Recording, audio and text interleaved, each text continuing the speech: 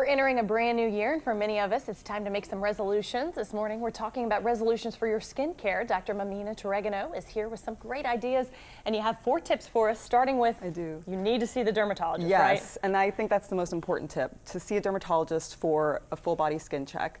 I mean, 1 in 5 Americans over the course of their lifetime will develop skin cancer. And when we think of skin cancer, we think of melanoma because that's the scary, deadly skin cancer. But actually the most common skin cancers are the basal cell skin cancers and squamous cell skin cancers. I've never heard of either. Yeah, and so dermatologists can educate you on what to look out for these cancers. But there are certain risk factors that put people at higher risk for developing these skin cancers. And those are people who have had really bad blistering sunburns, especially during your childhood and adolescent years. Okay.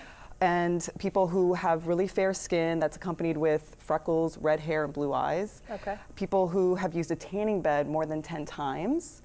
People who have a family history, like a first-degree relative with melanoma. If you have a lot of moles, like more than 100 moles, that also puts you at higher risk for melanoma as well. You need to get them checked out. Yeah, and even if you don't have these risk factors, it's good to get evaluated by your dermatologist to see if you have anything going on and to determine how often to get your skin checked. And number 2, always wear sunscreen, even in the winter? Yes, even in the winter, Okay. even if you're not going to the beach or spending prolonged periods outdoors. I mean, wearing sunscreen on a daily basis can prevent skin cancer over time. And you have some favorites? I do have some favorites. So, at a minimum, we recommend wearing SPF 30.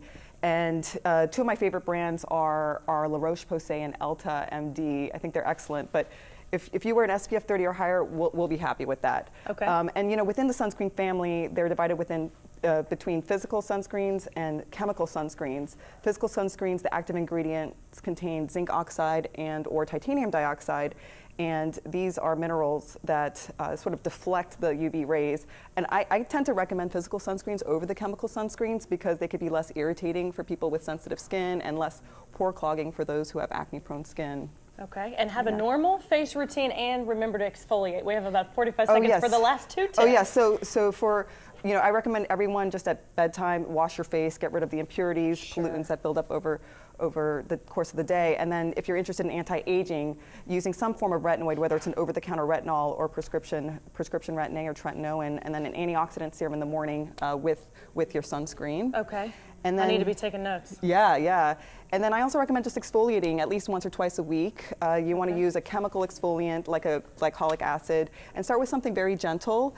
And doing that once a week can help brighten your skin and also prevent acne and improve skin texture and skin tone. All right, perfect. Thank you so much for being here. You're so welcome. Thank you for having me.